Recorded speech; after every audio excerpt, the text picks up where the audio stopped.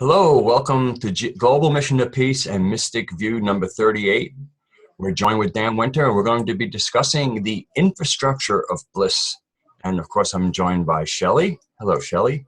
Hello. Hello, everyone. And Dan Winter, and I'm going to put this on speaker view because there we go. All right. So Shelley, nice to be with you again. So Shelley, do you want to begin this? Well, I don't want to be remiss in not introducing Dan appropriately, but he's so very, very well known and is so prolific in the materials that he shares and makes it so, everything that I have learned from Dan is about shareable thoughts, shareable energy. So I first want to acknowledge that and thank you, because we've all learned so much because of that generosity on your part. But shareable thoughts, that really ties us right into bliss, which is where we want to go. Oh, exactly. Really, the issue is that what is the most shareable wave is a wave that can be distributed without destructive interference. And obviously, we've talked about pent within pent and golden ratio and the rose petal and the pine cones kissing. And that metaphor directly applies to how waves become centripetal and implode charge. And that is the physics that truly is what happens when you have bliss. You implode your electrical environment, which is one reason why you want to do it in a nice environment and not in a metal room with bad air, because you're literally imploding your room space. And when you do that, you become that space, you become centripetal. And we fed and provided all of that electric field geometry into the Therify, and that's one of the reasons why so many, particularly women, have bliss experiences in the Therify. Well, does the Therify relate at all to the four-wave mixing? I've been trying to really understand the premise so that I can explain it. I'm so excited about the Therify, and I'm finding as I make my analogies, there's a few holes. I'd really appreciate it if you could flesh that out a little bit for us. Well, right. The original physics in phase conjugate optics was lasers had to meet exactly opposing pairs, which is called four-wave mixing because you have incident angles that look like a cube. And so you're basically setting up a cube to start with. And the lasers have to be so precisely opposing. And the metaphor for this is exactly the way brain waves work. You have two hemispheres for exactly this reason, because it has to be implosive, constructive compression, or literally constructive wave cancellation between the hemispheres, between the lasers, between the opposite wavefronts in the two tubes of the Therify. So that perfectly constructive interference, or in this case, constructive collapse or constructive mutual cancellation, is exactly what phase conjugation is how pine cones can kiss noses without hurting each other. Because that wave at the center is canceled in a very particular way. It's imploded by golden ratio right at the Planck sphere dimension through the speed of light into a longitudinal wave. Phase conjugate pine cone converts the transverse up and down electromagnetic down the translation of vorticity down the cone into the longitudinal compressible, sometimes called scalar or torsional, which everyone knows that longitudinal wave is faster than light, the mechanism of healing, and clearly the physics of why we get remote healing effects with Therify, that sort of thing. So it's all part of that physics of the waves opposing each other precisely. Right. So, but that also would it be correct to say it reverses time? Or what's the time element? Because it's going back as distance, which we could relate to as time. However, my question is, I would like to understand, is there not a component that requires the antimatter of the matter? Well, it's quite simple that matter and antimatter are, remember, matter is just a name for a wave of charge going up and down and staying in one place that stores some inertia, which is the only definition we have for mass. And when that inertia or charge rotates, it creates an interval, which is our only definition of time. So we're only talking about charge rotating when we define both mass and time. Now, when physics says that we have time reversal in phase conjugate optics, it's a very limited and specific sense there, because always what they mean by time reversal or going back into the past is returning to a more ordered state. So in fact, the very limited condition in which physics has documented time reversal is specifically and only negentropy, increased order. So, time reversal is very limited in its definition here. Going backwards in time, for example, we always talked before, you can time reverse rusted steel to unrusted, but not the reverse. You cannot return to disorder. No, it doesn't happen, which is why stem cell dedifferentiation, it's a whole story of how phase conjugate fields like Therify can potentially dedifferentiate stem cells, because they go back to max order at the root of the fractal, which is the definition of the word stem. So there's a lot of conversation could be had here. That is really, really beautiful. I love that. And as you were saying, first you form the cube, first you come out of the cube, Yes. but how does that relate, like, say, to the 7 arrows? So really the bottom line here of my question is, I'm wondering if we can, by holding thought, create that kind of compression within our own hearts to then create that sort of negentropic relationship. Well, that's beautiful, and that's the right question. And, the 7 arrows, which is the original book by Hieronymus Storm, refers to the 7 layers also of heart muscle, which are exactly in the 7 axes of spin symmetry of the tetrahedron, as in the Pettigrew dissections from Field of Form, Lawrence Edwards' Vortex of Life, which is the classic anthroposophic. So the 7 arrows of the heart are just simply the 7 spin symmetry arrows of the tetracube, which has more symmetry than anything in the universe, obviously. And so that sets up the precondition for conjugate implosion, namely 4-wave mixing, the cube. So you start with the tetracube, but you don't finish with it. And that's why even how the Cherokee have the 7 arrows in the Arboretum, Dahani Wahoo, the 7 arrows are on the outside, but inside, in the Ophanim sigil and the Anu, you have 5 spins inside, 7 spins outside, meaning that you initiate the implosive compression with a perfect cube, which also has a hex view, flower of life, etc. But when those lasers meet in a cube, 4-wave mixing or opposing, they complete the conjugation in something called a super high dielectric barium strontium titanate, the phase conjugate mirror itself, which takes that cube and allows rotated embedding, where the cube is the chin. This is more than metaphor, it's wave mechanics. The chin angle of the Sphinx is 32 degrees because that's the angle you tip a cube up to rotate and blink 5 times, and the cube becomes dodeca or pent. And that's the climax step of the whole flower of life story too, where hex becomes pent. So the 7 arrows was outside, but then the 5 arrows was inside, which means that's the spin symmetry slipknot of the Anu, which is the heart of the sun, the heart of hydrogen, heart of the human, and the actual slipknot that formed, the subatomic physics. And we tell the shamanic story of how you use those 7 arrows and 7 layers of visualization, the 7 sign, 7 seal, which is a 7 braid superposed symmetry of DNA braid recursion.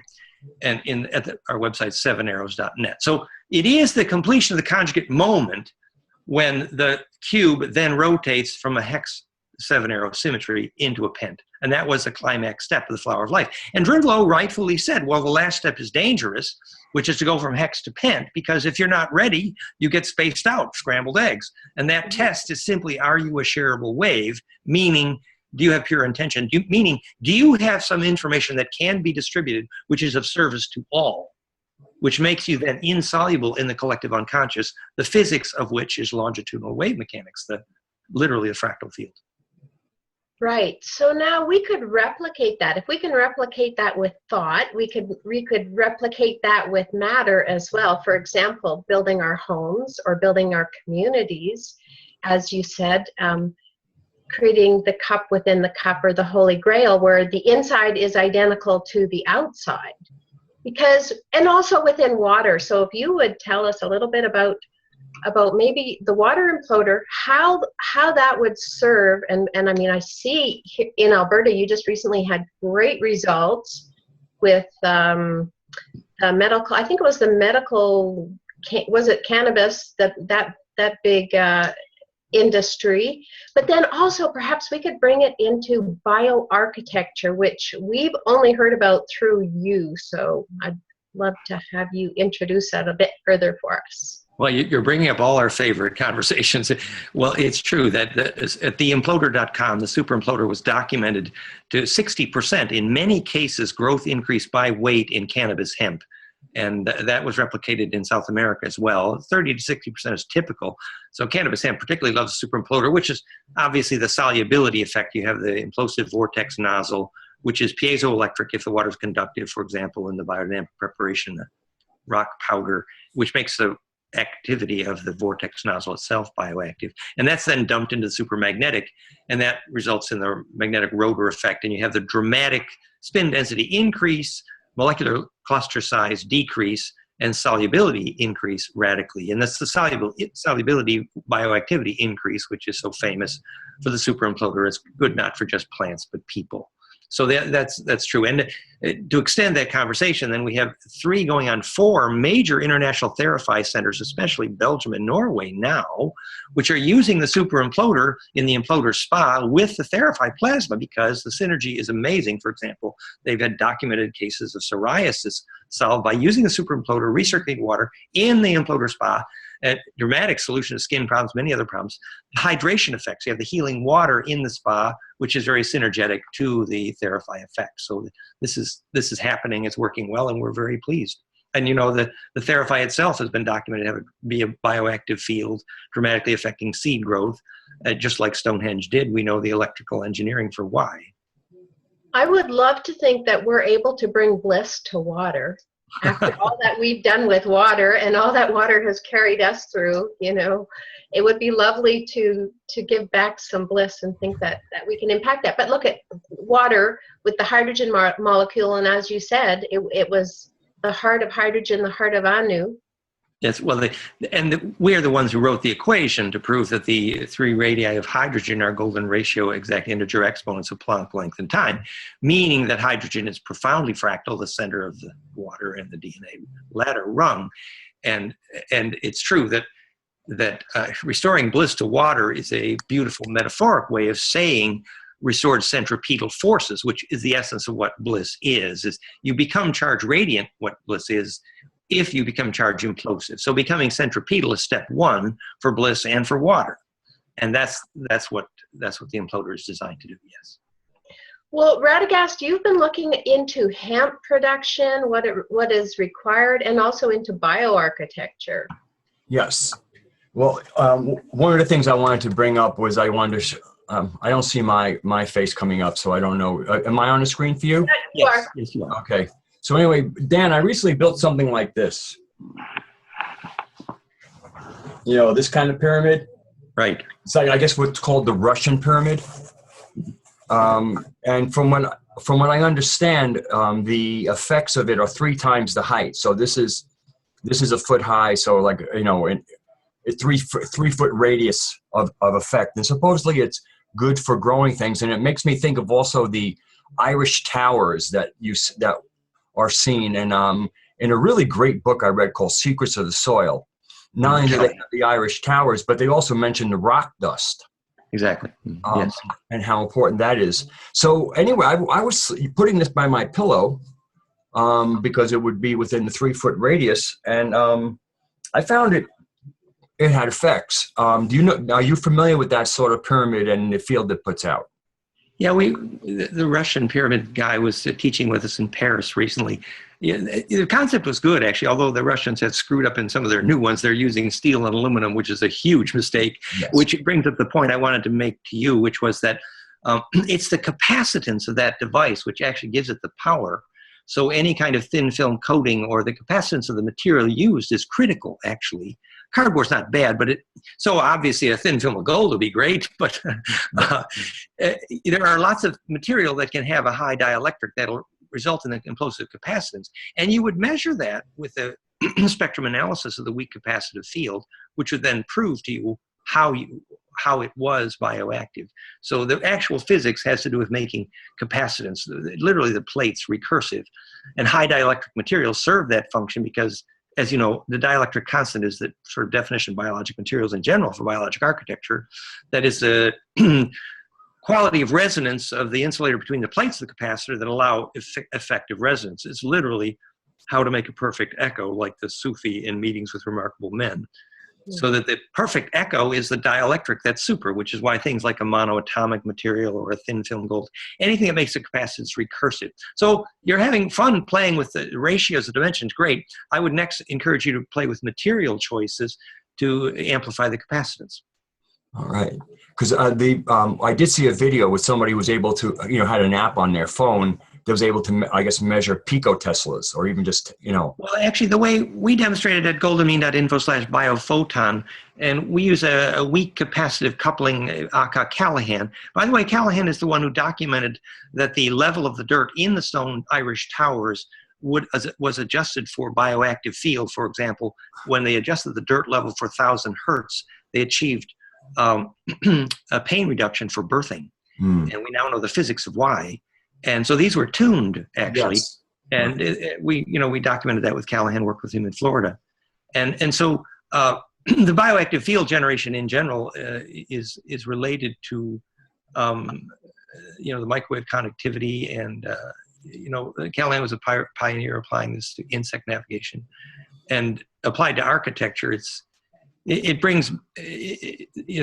why biologic materials have to be high dielectric, which means that molecules that were once part of biology, like limestone, rearrange the molecular geometry to be more fractal or recursive or high dielectric, which means charge distribution efficiency, which is the physics of why biologic materials in general are better for architecture, because they allow the capacitance to breathe your aura.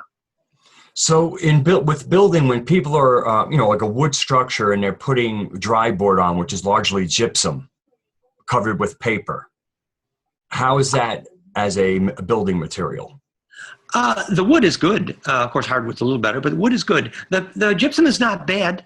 There are trace mineral materials, for example, a little bit of quartz powder or calcite would do fabulous things to that gypsum, actually making it, resonate capacitively. But anything that turns that capacitance into a high dielectric, which is basically, as we said before, it's why Steiner said the kids in the kindergarten should never touch anything synthetic, steel, plastic, or synthetics. Kids should only touch and work with biological materials, stone and wood and natural fabrics. And the physics is because your aura cannot embed. And ultimately, your aura cannot steer any tornado it cannot embed in. So it literally can't become part of your electric body. Understood. So gypsum's at least neutral as a building material? Gypsum's not, it's a stone. It's not bad. The steel nails are kind of bad news, but, but the problem is the electrosmog in the metal, actually. Well, do you know who Thomas Sheridan is? He's from Ireland. No, he speaks a lot, and he did some, used to build radios. And he said the most fascinating thing he ever did was using a quartz crystal that he had found in a field and made a radio out of it. He was able to get reception. But what he was saying was one of the reasons that modern electrosmog is particularly bad for us is because it's digital. So it's producing square wave output as opposed to old sine waves. Like when we had regular TVs, we had a lot of electrosmog, but it came in sine wave forms that weren't as deleterious to us, apparently. Do you agree with that as a concept? It's a bit vague, but useful in that, ultimately, if the analog waveform is short enough, it is a digital waveform. So there's a bit of a trade-off there.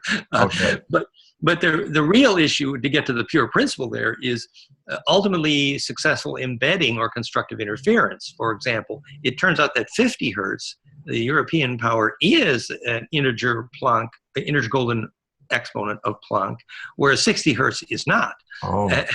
And embeddability ultimately is the difference between mind and death of mind, actually. So the harmonic series, which produces mind, for example, in the Schumann harmonics and the brainwave harmonics and the Therapy harmonics, is precisely embeddable. We know what the definition of sacred is for length and time. And that's the whole dimensional analysis. So, I think the difference between analog and digital is oversimplified for people, really. The question is simply, well, here's a practical example. We had a conference in Switzerland, outside of Geneva, and we had 4 people in front of the room with computer transformers. And, they were all operating their computer, teaching. And we realized that particularly the women in the audience, were getting nausea. And we decided to experiment. Everybody unplugged all their transformers at once, and suddenly the room went through a wave of euphoria. Hmm. And you recognize that this gradually builds up in your home. And the reason that transformers produce nausea and lack of digestion, lack of grounding, and lack of concentration, literally, is because the waveform cannot become centripetal. Now, it's possible to design a waveform that creates centripetal forces, which is what the Schumann cascade is. So we could reinvent our power grid to actually become self-aware. And that brings up a whole other conversation. But in the very minimum, people need to realize when they create waveforms that prevent attention, it's the physics of why, fluorescent light prevents attention span. It's been measured. Whereas if you take the fluorescent lights out of your kid's classroom, put sunlight in, the dramatic increase in measured attention span. Now that we know the physics of what attention is, which is imploded wave function, it's literally centripetal force. How is LED lighting? We have a new business partner for bioactivefield.com and the bioactive lighting who has just shipped here the first prototype of bioactive LED lighting. Oh, exciting. Really? Well, it's the same question. If you get the frequency signature right, which is my bumper sticker, and but if you design the orange and the purple, actually for my equation for photosynthesis, which is phase conjugate optically, obviously, which is, Planck golden ratio exponents. And so you can make LED lighting that creates attention, but of course you need to know what you're doing. But it gets back to that old book, Health and Light. John Ott, he told the story correctly, but he didn't understand the principle. The frequency of the lighting determines whether you feed or destroy attention. Mercury vapor lighting is about as poison as it gets, and yet they use it in health food stores all over the place. Mm-hmm. Yeah, I worked at a woodworking place briefly, and they had that sodium mercury, I guess it is. It's a frequency signature. That's why, they know that artist lighting and full spectrum lighting imitates the solar frequency spectrum and creates attention span. But now we know why, and we know how to perfect that. Mm-hmm. And that would be by kind of amping up the orange and the purple? Well, it isn't just the orange and purple. It's actually using the equation on the cover of my book to know what frequencies create attention and what destroy attention. It's very simple. Planck length and time times integer exponent golden ratio, and you know the recipe. And that's how you make attention. Mm-hmm. Okay, well, so I have a person who wants to bring new designs based on what you've brought to us. In building, like these are people who are going to be now building homes from scratch. And so the challenge is what shape, because we're trying, if we're going to be starting from scratch with the idea of trying to make newer kinds of communities, more integration, doesn't that mean we should probably try to get away from the square homes or the rectangular homes? Well, that's a wonderful question. Remember, we've been teaching biologic architecture for about 20 years, and we have curriculums, actually people teaching the curriculum in 3 or 4 countries. The leading groups are Olda in Prague and Michael Rice in Czech and Ireland, and of course, Psychogeometry are leaders in Mexico City. So there's very advanced people doing biologic architecture in these groups. And that curriculum and these contexts are all at goldenmean.info/architecture, so just an intro to your question. But to answer your question specifically, reminds me of a story. Gus Ciccacci, who founded our first international conference in Florence with Bucky Fuller. And Gus had built his home in the shape of one DNA ladder rung. And if you know what that is, it's a hex, it's a rather a pent, and then a hex, and then a golden ratio rectangle. And then a pent and a hex again. So that is the shape, literally, of one rung of the ladder of DNA. And that was Gus Ciccacci's house. And there were some lessons to be learned here. That in the hex place, which you have maximum destructive wave interference called incubation, you have charge isolation, which is perfect for snowflakes and destructive wave interference and preventing charge from being distributed, which is a great place for secrets. Mm-hmm. Whereas in the pent basis, dodeca, you have the opposite, which is golden ratio, and constructive wave interference, which is charge distribution, which is where secrets are not possible.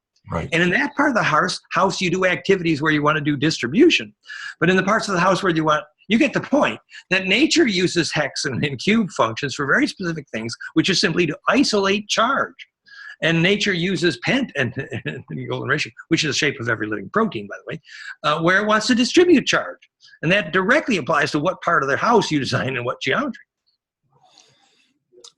Well, with that, okay, so now I understand the difference between some of the 3 basic shapes of pent, square, and hex.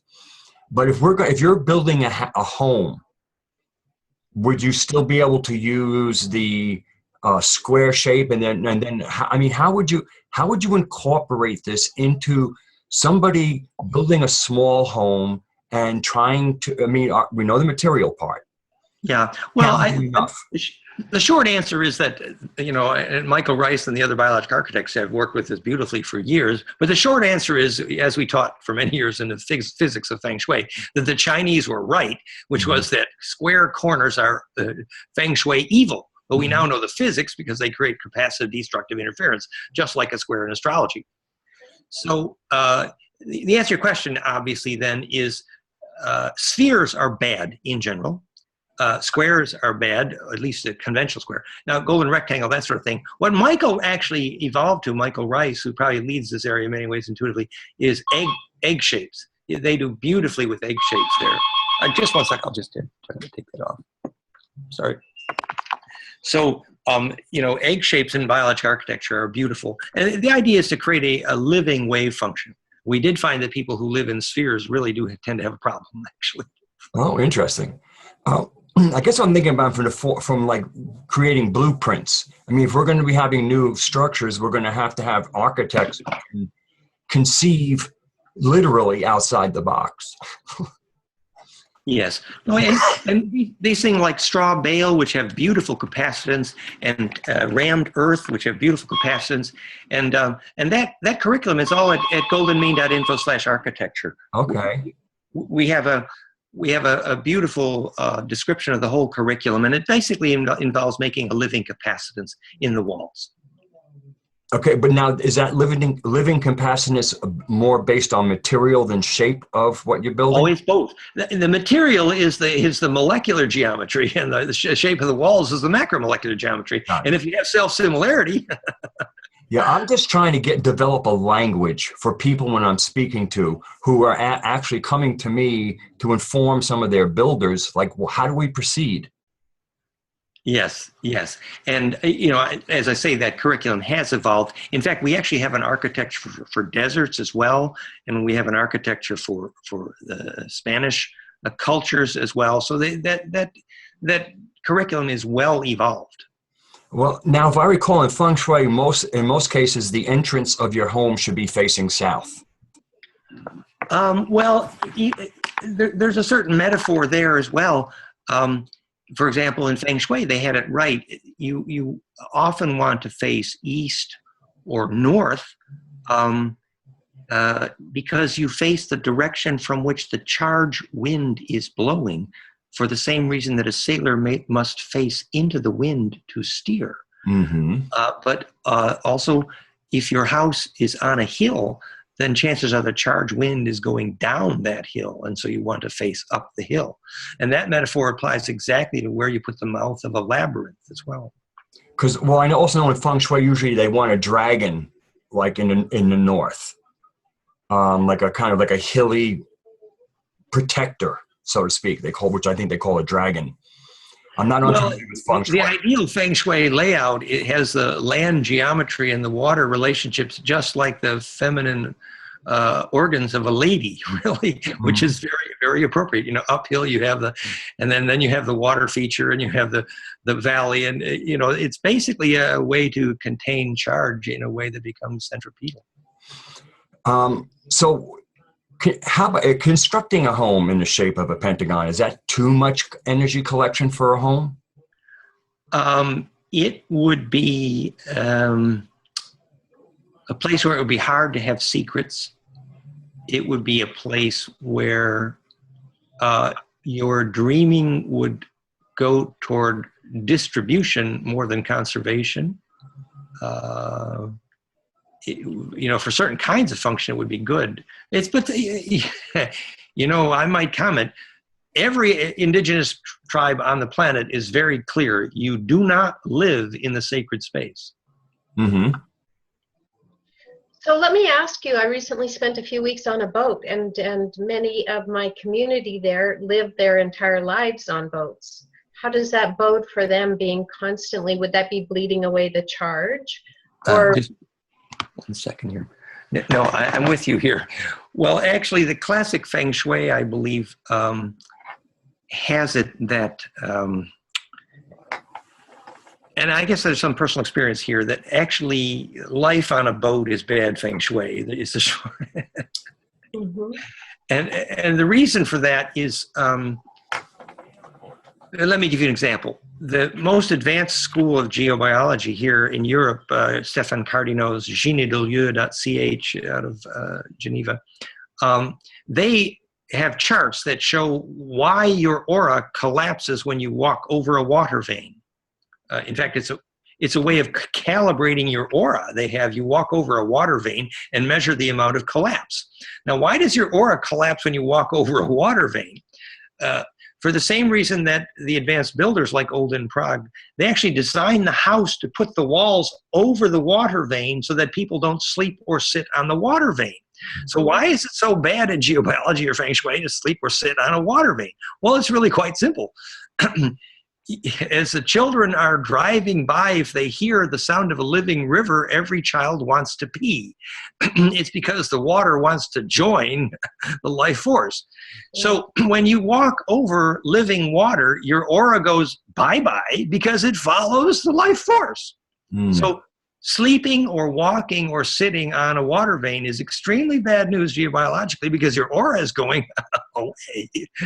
And they measure that actually, and they calibrate their aura index by doing that. So it's a beginning of a conversation about probably from a geobiology or feng shui viewpoint, life on water is not the best. Well, I wonder if you could take on the aura of the ocean. But anyways, we'll save that for another conversation unless you have an immediate thought on it. Well, I recommend the book Psychonavigation, which is actually about using lucid dreaming to steer. Okay. Okay, and so let's bring this to lighting for our communities and our homes. We spoke a little bit earlier about kind of ionized gases, but that's also what plasma is. So what's the difference between using, say, an ionized gas or a plasma as opposed to maybe bringing that through a crystalline form?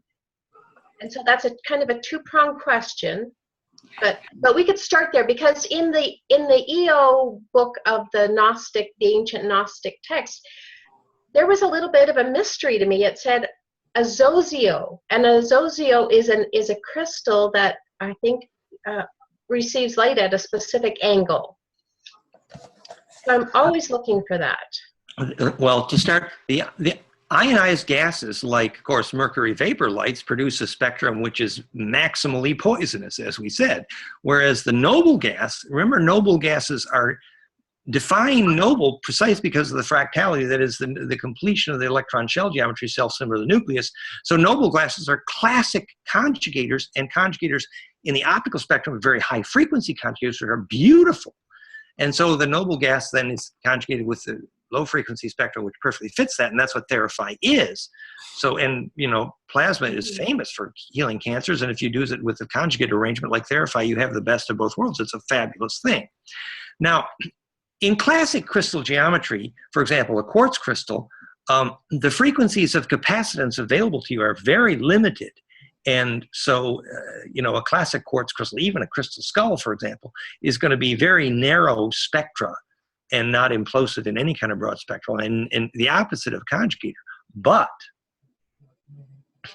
you know, the perfect crystal, you know, that a truly conjugate crystal, that gets into exactly what the Philosopher's Stone is, exactly what Lucifer's Eye is, exactly what the Kaaba Stone is, which is a pure phase conjugate broad spectral crystal, which is exactly the physics of alchemy and the Philosopher's Stone.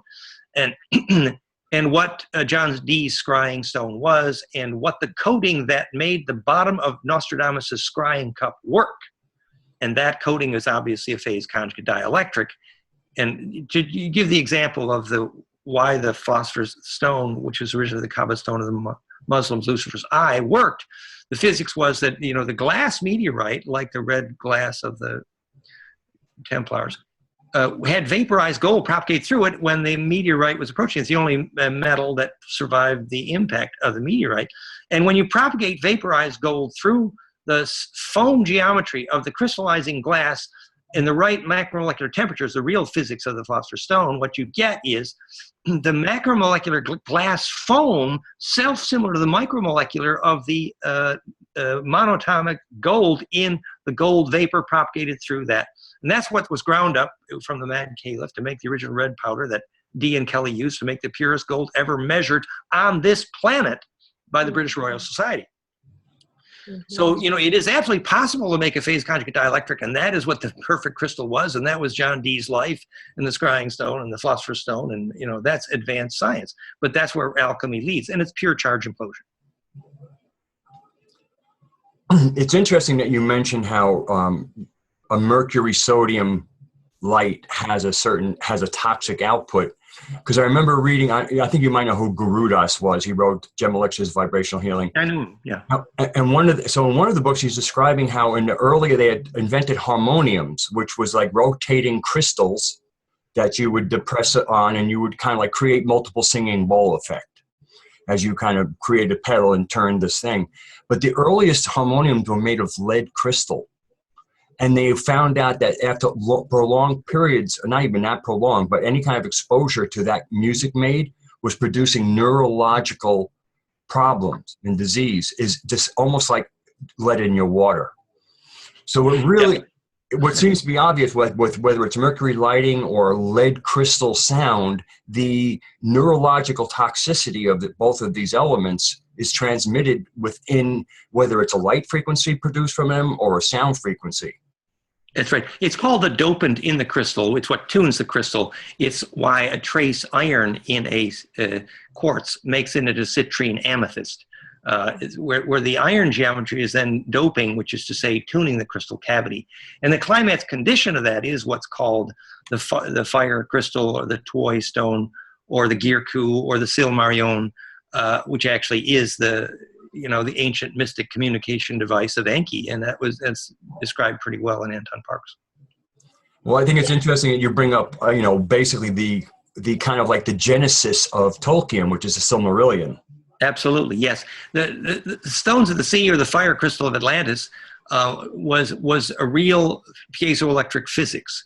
And it was literally about phase conjugating. Again, you start with the perfect hex shadow, which is the cross-section of the crystal of quartz, which was the cross-section of the fire crystal. And, the physicist who did the work after Casey talked about Atlantean fire crystal was Sutton. And I worked with him, or we knew him. And Louis Acker, who wrote the Handbook of Astrology, was our partner who, too much LSD, he remembered his Atlantean priest lifetimes and wrote papers on the Atlantean fire crystal and helped design the original Star Mother kit. So, we did a lot of work on that. And the physics is actually quite clear. And implosive capacitance is possible in a crystal. And that's actually what the Koski-Frost crystal was. It was a quartz crystal cube, which generated 600 times its own weight in gravity by a phase conjugate low-frequency pump wave, which we now know what that is rotating a phase conjugate field is what gravity is. But that's pretty advanced science here. Well, if we even just looked at it from the point of view of Girku or Enki or Saam, or however we want to. So if we use the word or the name Enki, who was the guardian of the tree of knowledge, that brings us back to that same Gnostic text that I was referring to, the Eo, and it said that once you name the Azozio and you claim 4555 and seal yourself with the seal of 8, you will meet Saam. Now, I've had that experience, and I would love to replicate it. Does that? But I don't know how. I don't know what I did to create that, other than I'm always meditating and working with that. But does that seal of 8 mean anything to you? You see it in churches often. You see it everywhere, really. The seal of 8, right? It's a cubic geometry that starts four-wave mixing, and the cube that starts all implosion. But also the figure 8 is obviously the torus, the lemniscate, which is, and remember that all of us, when we had our intense Kundalini experiences, I had my intense Kundalini experience. First thing I did, I came back and I wrote a book on Enki. And then Anton Parks and then he comes back and writes a book on Enki. So why isn't meeting Sam the climax experience? Well, it's really very simple. That was the fractal stem cell switching point for the willed mutation of the species. That's where the lightning bolt started. And you have to go back to that point in order to retrieve the memory. So it makes sense. But how about reproducing it? How about replicating it? Oh, and this brings me to another question I wanted to ask you. So We spoke earlier in one of our mystic views that perhaps ayahuasca is not advisable because of the potential for creating holes in your aura. However, what about the use of cannabis or any of those other perhaps DMT producing? We produce DMT ourselves, so ideally we would want to do that through our own meditation. However, I would like to ask, with this big advent of medicinal marijuana coming in so strongly, what's your thought on that? Well, actually, I would call myself not an expert. My prejudice was, of course, having so much Bliss and Kundalini experiences that I thought I couldn't handle it, so I didn't do much testing. But my scientific study of these things seemed to agree with most experts, which is that basically shortened attention span and we might say kind of intellectual laziness, which is well documented, particularly for marijuana use among young people, quite dangerous to the long-term health of the aura. And we recommend people measure for holes in their aura. It's not a subjective question.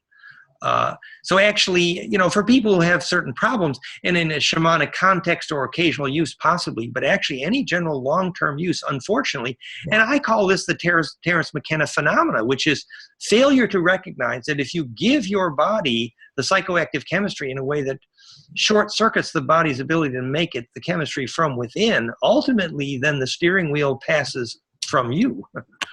Right, and that is what happened to our ancient ancestors. They lost the ability to embed or to steer the tornado. And even Ananda says, that the difference between the Amun Enlil cult in Egypt and the Atun Enki Sam cult in Egypt was the Amun cult was addicted to mushroom for their psychoactive, whereas the Atun cult used the soma, the acacia, which is a much more sophisticated psychoactive.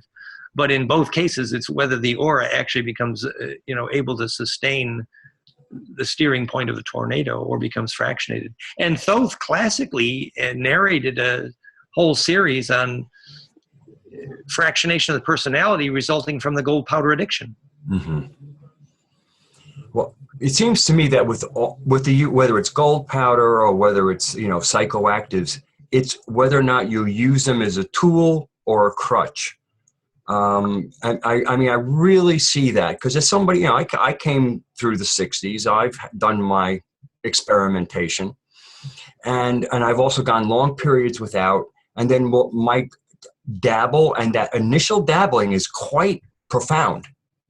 That very, that kind of shifting in native neurochemistry to something different than you're walking around neurochemistry, and you can get like all kinds of work done. But if you say, oh, this is good, I'm going to do this for a long time, it almost immediately there's a degradation. It really seems like just occasional shifts to that kind of different neurochemistry is enormously helpful. It's like a tool, but then you need to come back to native neurochemistry in a way. It's like the classic ayahuasca story. The first time you go, you think you're seeing interstellar through the mycelial spore worms of the mushroom itself. Mm-hmm. But then the second time you go, you realize instead of you looking through the mushroom is looking through you.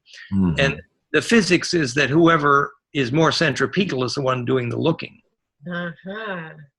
Very good. Very, very interesting. So what it's creating would be the same as any of the sacred geometries, and those are often part of the experience too, but it's really the orbit that we're experiencing, right? Like that orbit of light. So we're seeing the shape or the form, which is the information. And really emphasizing the need to do the homework, to do the exercises, to increase the density of your attention. And that obviously will dissipate if you're always using external crutches. Because ultimately, at the moment of death, that tornado requires the density of your attention. Mm-hmm. Yeah, good point. Yeah. No, I really get that. One of the things, I mean, I kind of always had I've had a few brushes with crossing over. And, but when you mentioned about the conscious death, boy, do I get that. I mean, it is so crucial, and you can understand how compromised that might be if when you cross over, you're under the influence of something. I mean, Yeah, or if you're angry, for example, or if you're in a tremendously electrosmog environment, basically you're needing to steer a plasma ball. The Tibetans would use a drum, but there would need to be a discipline to steer a plasma ball. That's why they say you inherit the yearnings of all your ancestors at their moments of death. But if their moments of death was not coherent, then you don't inherit a coherent yearning. Mm. So That's really, yeah, go ahead. With regard to wiring in housing, obviously that creates something you would probably rather not have. Now, is changing the frequencies, like from a 60 to a 50? I mean, what are some of the ways we might address some of the, like, in other words, not so much even the radio frequencies, just the fact that we have wiring running through our walls, and at least for the foreseeable future, at least for the next few months, we're still going to be kind of getting electricity into houses that way. Is there shielding for that? Is it really about addressing the frequency changing from 60 to 50? I mean, what are some of the things you might say on that? Well, one thing to know is that if the power is turned off, which is to say there's no amperage going through, then there's very little damage. Right. So the bottom line is find ways to turn off all those tiny little transformers that are on all time. You're going to need to locate and turn them off except when you need them. Second thing to do is all that kind of electrosmog junk needs to be in one corner of your house, and the place you sleep and need peace and your meditation needs to be the opposite corner. And the other thing to know is that the right angle for where that wiring crosses in a right angle is the most dangerous. If the wire is crossing in a right angle and carrying relatively high current, that is serious electrosmog. Another thing to know is that braiding the wire does help. So if the wire is actually braided with ground, it is helpful. Another thing to know is that there are relays that will shut a wire when the current goes down to zero. But those are the basics. And the other thing is to do a bit of dowsing in place you sleep and find out which wires are causing the problem. Now, when you say right angles, do you mean like two wires crossing each other at right angles? Yeah, but even a right-hand turn in the corner wall, that wire in the right-hand turn, when it's carrying relatively high amperage, is making a serious electrosmog problem. Interesting. Just making that that 90-degree turn. Absolutely, yes. Yeah, so curving the wires and avoiding those things is helpful. Oh. Okay. Just as we talk about braiding, I was thinking about when I look at the DNA helix, and then thinking about there might be concepts of torsion. Is there any? I mean, when I see, I can see where it maybe could kind of shorten or lengthen, and that might be part of a torsion field. Am I onto anything there, or is? Yeah, the Russians invented the idea of torsion field, and what they meant by it is almost identical to what Bearden called scalar, which we now know is the generation of a longitudinal. The classic example was in the old psychotronic experiment was you take a 20-foot piece of wire and touch both ends to your car battery and you blow up. But if you take that same 20-foot piece of wire and you braid it into a caduceus, it'll stay cool when you hook it to the same car battery. But if you point it at someone's solar plexus, they will get nausea. And that was the beginning of learning the physics of how a conjugate cascade produces a longitudinal, which they call scalar. And that is classically the function, one of the primary functions of DNA. Actually, that's why it's all decagonal golden ratio based from stem to stern, because it's designed to embed longitudinal components, because that's how interstellar DNA radio works. Well, bringing up Bearden, who was known for saying that electromagnetic healing is going to be used on a large scale, and we're really there already. We're there now.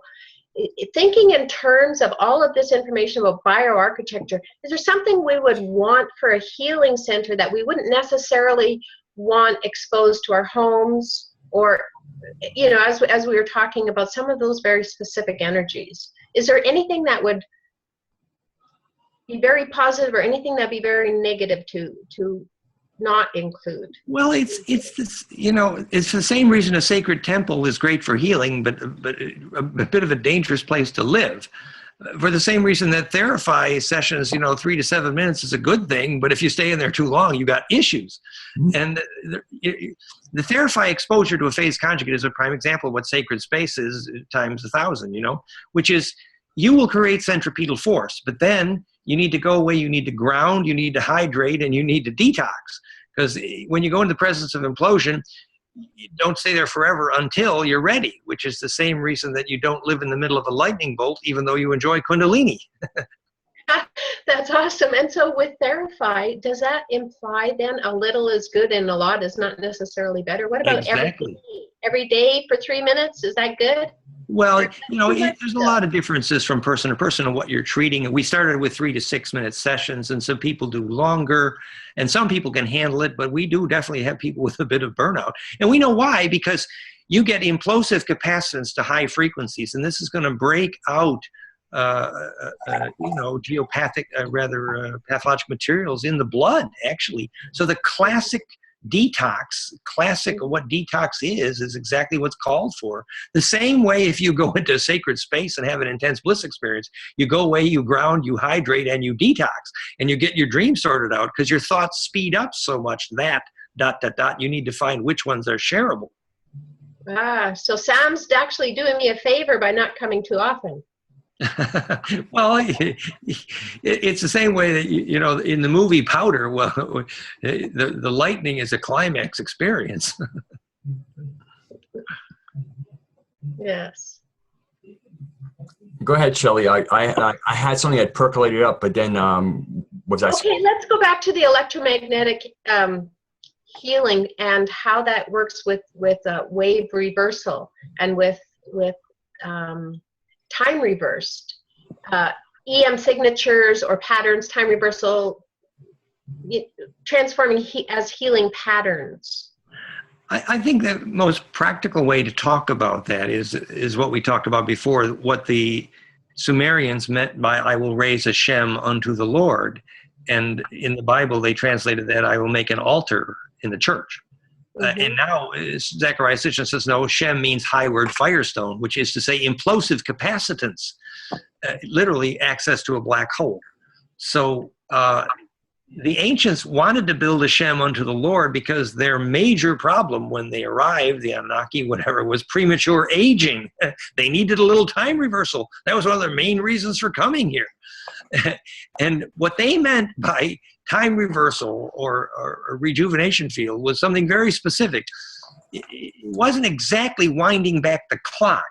It was taking the body back to a position of more charge implosion, which is the effect of rejuvenation, which is the real meaning of negentropy and the only real meaning of time reversal. So that's what the ancient sacred sites, why people run around looking for sacred sites, actually. Anton Parks and Sitchin, they all say the war is over the Stargate, Uru Asa LM, Jerusalem, the place where the Uru, dragon, Asa, queen, make the L phase shift. The Stargate is a place where you have a war, but if the Stargate's broken, cancel the war. And that's what they should do for Jerusalem. And so the reason the war is over the Stargate was simple, because that's the place where not just age reverse is possible, immortality is possible, but where plasma projection is possible, which is the only way back through the heart of the sun and the only way out of here in the whole story. So then that's why the famous story is that Akhenaten's real job from the Syrians, if you believe out of Egypt and House of the Messiah and Sun King Akhenaten and Solar King Akhenaten, book by Daniel Stewart, was that his real job assignment from the Syrians was to build a solar temple plasma projector, because our gene pool was toast unless there was not a place you could go like a Stargate and have a collective bliss experience and project yourself through the heart of the sun. And if you couldn't do that, you were toast and stuck in kindergarten. And that's what Amarna Amenti was, actually. And that's what the urge for Jerusalem was about. One of the things is why it's so critical to teach our children about bliss. Go ahead, Rod. Well, I was just thinking about the telomeres, and also with Dan had mentioned about the kind of going back to the non-differentiation of stem cells and being able to take something that's rusty and bring it back to non-rust. I mean, in every case, I'm seeing kind of like a restoration to where something could almost stay if it wasn't for negentropic effects. Go ahead. It's really clear electrically that a stem cell is named stem because it's the root of the fractal of growth. Mm-hmm. Growth is defined by fractality. And so the root of the fractal is obviously the place where compression was perfect. And so dedifferentiation of stem cell is one of the classic functions of a conjugate field. Hence, Therify is being proven for stem cell dedifferentiation. It means it can go back to the root of the fractal of the growth array, the place where compression was perfected. And that's where there is the throat for the arrival of the maximum constructive interference, and therefore all the growth information lies. Well, that brings me to the concept of telomeres, where it looks to me like the negentropic aspect on our telomeres is the shortening, where if we can, no? A telomere is like... Entropic aspect is telomere shortening. Yeah. A telomere is like a cap on a shoestring that prevents it from unraveling. It's the classic metaphor. Now, classic biophysics sees the decay of the telomere causing aging because then the shoestring unravels, namely your DNA thread. However, I see it a little differently. I see the telomere as being the bounce point which allows the waves to conjugate. If there's not a still point at the end of the standing wave, it can't bounce back and therefore can't conjugate. A guitar string would be useless if it couldn't bounce off the still point of each end being fixed. Right. Okay. But with the concept of like the monatomic gold, is part of what they were looking for was to kind of keep their telomeres from unraveling? Well, the story, if we're to use the metaphor of the story of the Anunnaki, Elohim, Nephilim, the fallen, what did fallen mean? Well, too many thousand years of cloning and the DNA lost vitality. Look at Dolly the sheep. Yeah.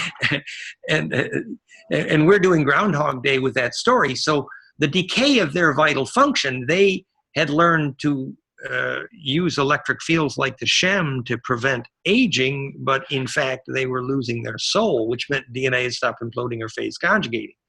So looking for a heart of gold and growing old, looking for a pure fractal AU aura, the origin of thing, the Orion, the Aryan. And so their addiction to gold powder was related to their inability to produce vitality or bliss, actually, because they lost the skill to make a soul. That's really what Humpty Dumpty's egg story is about. All the king's horses Humpty couldn't make an egg that had a soul, which is what Inanna Returns is about. And so physics of what is a soul, namely phase conjugate implosion that connects it to the DNA radio across stars, is exactly what the Anunnaki lost. And their urge for a form of immortality that works, because they found a form of immortality that didn't work, a mechanical form of immortality that was actually a prison. That's what they found. Right. Right. Well, attaining compassion and bliss kind of release us from the miasma permeating our current paradigm of fear and separation. And really what we're talking about here for bliss is to bring us back into an understanding and an ability to interact as oneness, not just grasp kind of the linear concept, but to really be able to live as one. And I know we've kept you here a long time, but perhaps we could invite you back again to continue this story, unless, Rad, you have something pressing that we need for tomorrow's meeting on bioarchitecture? Well, I wanted to ask one more question based on the diagram that Dan has with the village kind of shaped almost like in a horseshoe, and then you have that one building that kind of is situated in a place where I guess where the sacred spiral kind of would come in, and that's where they would talk to the ancestors. It's called fractality in African architecture. The village structure was the same as the house structure, was the same as the altar structure, and embeddability. It's kind of a horseshoe within a horseshoe. Right. Perfect in closest capacitance. So if we were to construct, let's say we actually were to make a small housing development in that shape, but they weren't quite so where they were going to talk to their ancestors, would that place, where that building was located, would that be like good for a dining room, a community center, a performance hall? Again, if people didn't quite go the whole contacting the ancestors thing, in that part where that talking to the ancestors altar would be raised, is there something in like more of like a modern community out structure that, you know, like I said, like a community center, a dining hall, or something that might work there just as well? Or would there be Actually, the classic implosion spot capacity, which is the sweet spot in a dome, for example, classically in sacred architecture, that space is left open and empty. And that is a place for performance and bliss. It's not a place for sleeping or dining. right? But it's a place for where you enter the perfectly shareable wave. Okay. Use it as sacred space. So a community center that was also performance hall or something. Yes, a bliss space. Excellent. Well, that's really. Or maybe we just need to teach them a new concept about speaking with their ancestors. Well, Maybe remember, they can speak with their ancestors. the place they that reframe it. the place where the Kogi could speak with their ancestors, the capacitance was fractal. It was the place of perfect charge distribution. And just to close with the thought, as you emphasized about the nature of bliss, you know, this conversation can get very esoteric, but it really boils down to something very simple. People need to become aware of attracting a charge in everything they do, you know, chi or grace, fullness defined electrically. And it defines how you select your clothing and your place and your air and your food and your friends and your hugging and your entertainment is all about attracting charge. So your aura gets bigger. That simple. And shareable thoughts is Yes. It sounds so innocuous, but Yes. it is so huge. That it's huge. Absolutely. Exactly. And secrets, I mean, one of the things I've always tried to differentiate is between privacy and secrets. And I think we're all entitled to some privacy, and privacy doesn't really impede shareability. Secrets do. And actually, nature's electricity is the opposite of secrets. Okay, well, I think...